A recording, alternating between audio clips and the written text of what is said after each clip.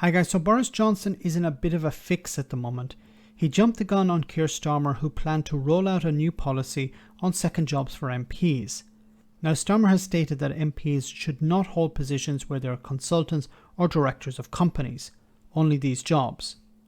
Boris Johnson also wants to ban second jobs, but again, not all jobs. While Starmer hasn't taken much heat from his MPs, Tory backbenchers are fuming.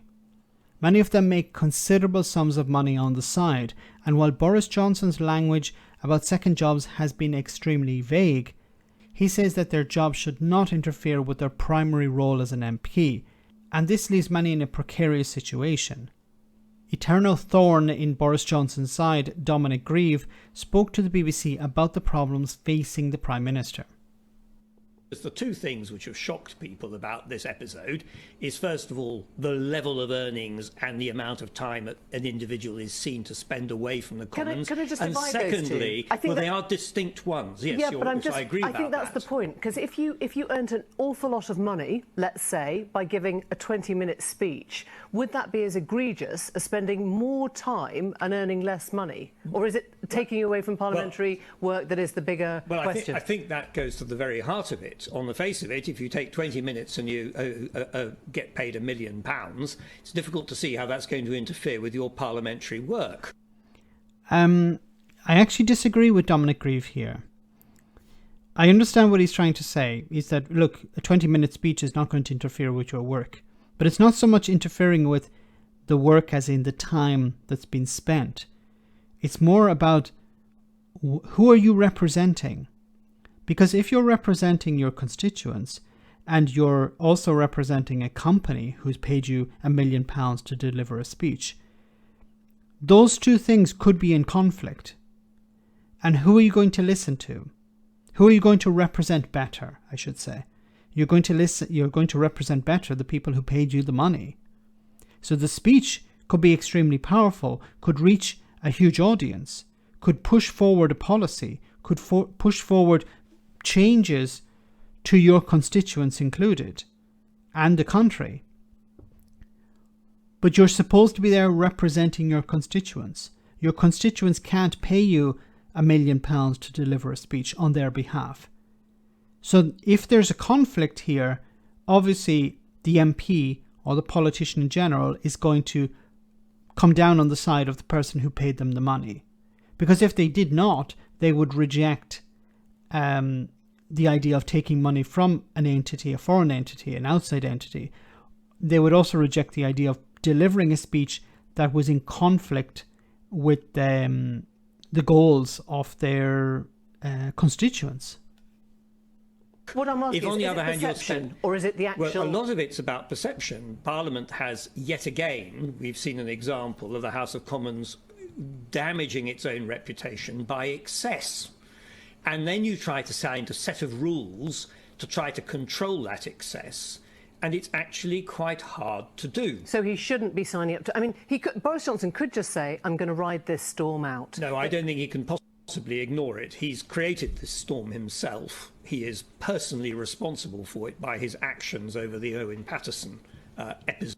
Yes, and he's correct here that Boris Johnson allowed Owen Paterson to drive the bus. Boris Johnson was not behind the wheel, Owen Paterson was. And Owen Paterson dictated Boris Johnson's actions. And that's a huge problem. Boris Johnson should have been in charge. Boris Johnson should have told Owen Paterson, you need to take your punishment.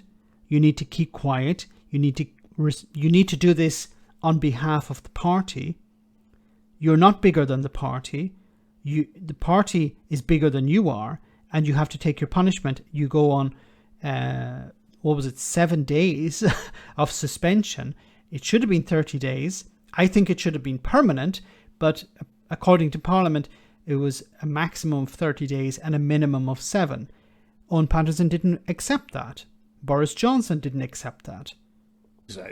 He has precipitated this crisis, and he's now got to find a way of getting out of it in a manner which restores the reputation of the House of Commons. Well, I'm certainly of the view that there is a serious crisis of confidence in the way the Commons works. So there's going to have to be change, and I accept that.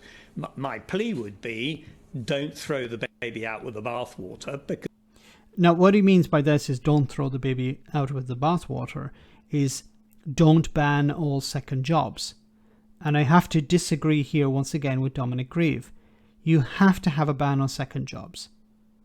Because as soon as you create exceptions, you create loopholes.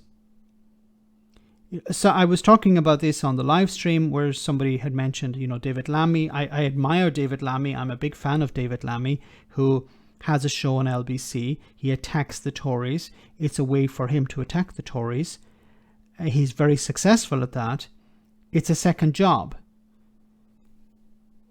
The problem with that is that while he's doing a good job, somebody else, a Tory MP, for example, Owen Paterson, for example, someone like that, could set up a radio station. If this was the loophole, set up a radio station where they do a podcast once a week complaining about something, and they're sponsored by, I don't know, some multinational companies or millionaire donors. They sponsor the podcast, and of course the podcast pays the MP to deliver a speech on something. And this is a way around the problem. So we need to ban second jobs. We can't allow second jobs because, as I said, it creates loopholes. I understand there's going to be collateral damage here. There are MPs who have second jobs that are valuable to society. David Lammy being one. There's an MP who's also a doctor who works in A&E. An even more valuable asset to society. But what is the alternative? To create loopholes, to allow Tory MPs in particular to abuse the system.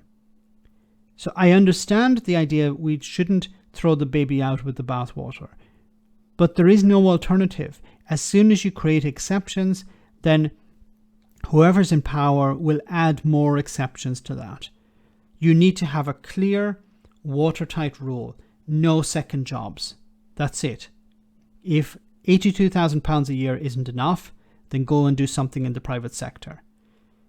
Because when it comes to money is not only the issue. It's also what's going to happen when those MPs leave office. So an MP could have a second job where they're not paid.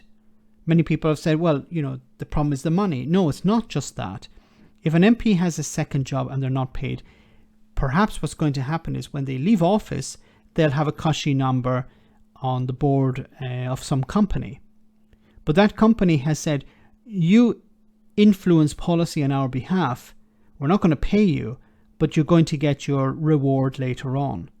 And this is the equivalent of being paid, which has, of course, been a problem. So the solution here has to be to ban second jobs. Some people are going to suffer because of that, but it will be in the greater good. Let me know in the comment section, guys, what you think, if you agree with me or disagree with me on second jobs. As always, your comments are greatly appreciated. Thanks a lot.